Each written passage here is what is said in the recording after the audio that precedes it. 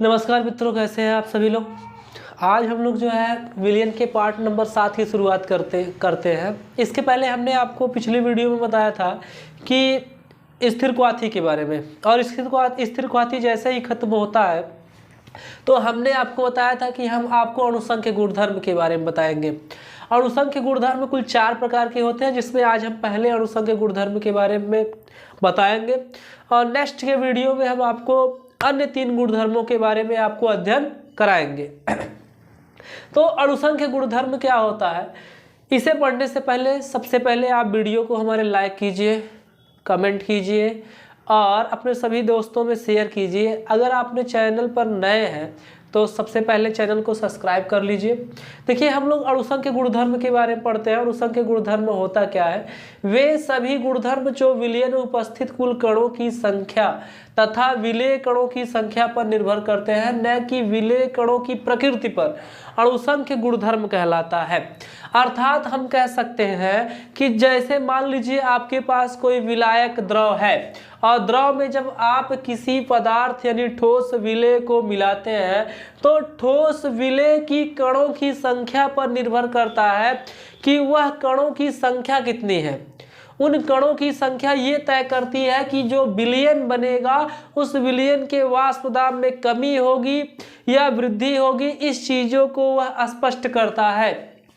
तो यहाँ पर स्पष्ट लिखा है कि वे सभी गुणधर्म जो विलयन में उपस्थित कुल कणों की संख्या तथा विलेय के कणों की संख्या पर निर्भर करते हैं, न कि विलेय कणों की प्रकृति पर निर्भर करते हैं, अणुसंख्य गुणधर्म कहलाते हैं। और अणुसंख्य गुणधर्म कुल 4 प्रकार के होते हैं, जिसमें सबसे पहला अणुसंख्य गुणधर्म होता है वाष्प दाब में आपेक्षिक अवनमन, क्वथनांक में उन्नयन दूसरा है, हिमांक में अवनमन तीसरा है और परासरण दाब चौथा है। उसके बाद आपका ये चैप्टर खत्म हो जाएगा। तो वाष्प दाब में सबसे पहले हम लोग अध्ययन करेंगे वाष्प दाब में आपेक्षिक अवनमन। देखिए, अगर आप समझना चाहते हैं अणुसंख्य गुणधर्म को, तो जैसे मान लीजिए हमने क्या किया है, जल ले लिया है। जल एक विलायक होता है और उस जल में हमने कोई ठोस अवाष्पशील पदार्थ, जैसे हमने क्या कर दिया, चीनी को मिला दिया। ठोस अवाष्पशील पदार्थ चीनी जो है वह वाष्पित नहीं होता है, और सबसे बड़ी बात जो है, जब वो वाष्पित नहीं होता है और आसानी से घुल करके विलयन बना लेता है, तो जब आसानी से घुलकर विलयन बना रहा है तो चीनी के अणुओं की संख्या बनने वाले विलयन की प्रकृति को प्रभावित करेगी, न कि चीनी प्रभावित करेगा। बस यही बात है, सीधी सीधी बात है। तो वाष्प दाब में आपेक्षिक अवनमन को समझना है तो देखिए, हमने यहाँ पर एक पात्र ले लिया है जिसमें हमने मात्र क्या रखा है, शुद्ध द्रव रखा है। जब हम द्रव को गर्म करते हैं तो द्रव वाष्प में परिवर्तित होता है और पात्र की दीवार पर टकराने के साथ साथ जल की सतह पर दाब लगाता है, जिसे वाष्प दाब कहते हैं। तो यहाँ पर कार्य करने वाले वाष्प दाब को शुद्ध वाष्प दाब कहते हैं। फिर से समझ लीजिए वाष्प दाब किसे कहते हैं।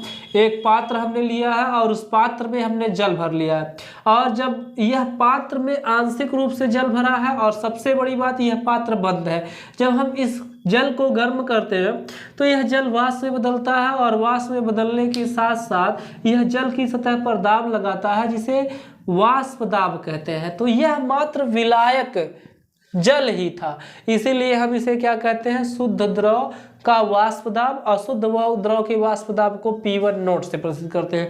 इसके बाद हमने इसी जल में क्या किया है, नमक की मात्रा को डाल दिया है। नमक की मात्रा को डालने के बाद हमने क्या बना दिया है, विलयन। तो जब इसी आंशिक रूप से भरे हुए पात्र में हम नमक को मिला देते हैं, नमक को मिलाने के पश्चात फिर से जब हम गर्म करते हैं तो फिर जल के कुछ अणु वाष्प में बदलते हैं और जल की सतह पर अर्थात विलयन की सतह पर दाब लगाते हैं, जिसे हम लोग क्या कहते हैं, विलयन का वाष्प दाब। अब यदि विलयन का वाष्प दाब शुद्ध द्रव के वाष्प दाब से कम होता है तो उसे हम वाष्प दाब में आपेक्षिक अवनमन कहते हैं। अर्थात शुद्ध द्रव का वाष्प दाब ज्यादा हो और विलयन का वाष्प दाब कम हो तो उसे वाष्प दाब में आपेक्षिक अवनमन कहते हैं। तो हमने यहाँ पे लिखा है वाष्प दाब में आपेक्षिक अवनमन, किसी विलायक का विलयन में वाष्प दाब। ये विलायक है जल और इसका विलयन में वाष्प दाब यानी P1 नोड अवाष्पशील ठोस को मिलाने पर कम हो जाता है तो इसे वाष्प दाब में आपेक्षिक अवनमन कहते हैं। यदि किसी विलयन का वाष्प दाब, किसी विलयन का वाष्प दाब, या ऐसे कह सकते हैं किसी विलायक का वाष्प दाब इस विलायक में ठोस अवाष्पशील पदार्थ मिलाने पर विलयन का वाष्प दाब शुद्ध विलायक के वाष्प दाब से कम हो जाता है तो उसे वाष्प दाब में आपेक्षिक अवनमन कहते हैं। नहीं समझ में आता फिर से समझ लेते हैं। मान लीजिए ये जल है और जल का वाष्प दाब P1 नोड था, मान लीजिए 50 बार दाब था। अब हमने इसमें 10 ग्राम नमक मिला दिया।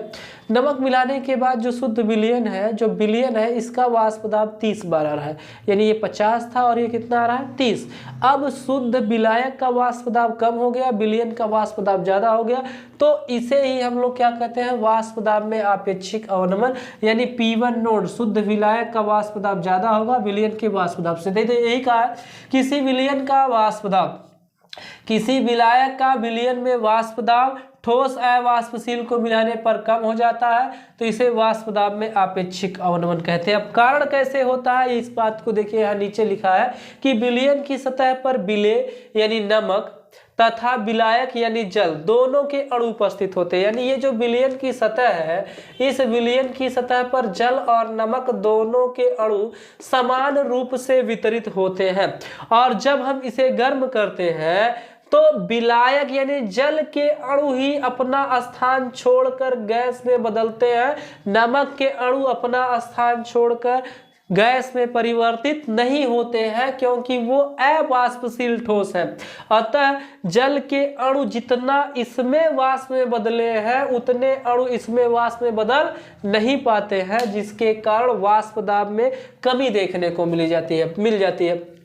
तो यहाँ पे अगर मान लीजिए सपोज दैट 100 अणु है जिसमें 50 नमक के हैं और 50 जल के हैं, तो इसमें हो सकता है 50 अणु गैस में बदल गए, नमक के अणु तो अभी वैसे ही पड़े हैं, लेकिन इसमें 100 के 100 अणु जो है वह किस में बदल जाते हैं, गैस में। तो यहाँ पर दाब का मान ज़्यादा हो जाएगा और यहाँ पर दाब का मान कम होगा। तो वही कहा गया है कि विलयन की सतह पर विलेय NaCl तथा विलायक दोनों के अणु उपस्थित रहते हैं, अतः सतह का विलायक अणु द्वारा घिरा भाग कम रह जाता है, अतः सतह को छोड़कर जाने वाले विलायक अणुओं की संख्या में कमी हो जाती है, जिसके कारण विलयन का वाष्प दाब भी कम हो जाता है। अतः विलयन का जो वाष्प दाब होता है ठोस अवाष्पशील विलेय पदार्थों की मात्रा पर निर्भर करता है।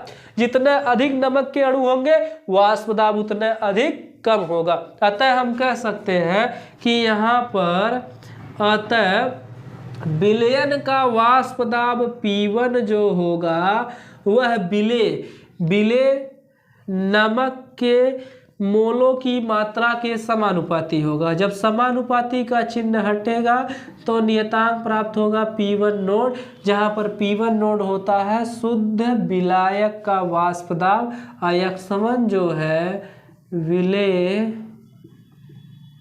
के मोलों की मात्रा है या संख्या कह सकते हैं, संख्या। ठीक है, अब P1 नोड्स दोनों में हम क्या कर लेते हैं, कॉमन कर लेते हैं। ठीक है, तो ये हो जाएगा आपका P1 naught minus P1 equal to P1 naught minus P1 X1।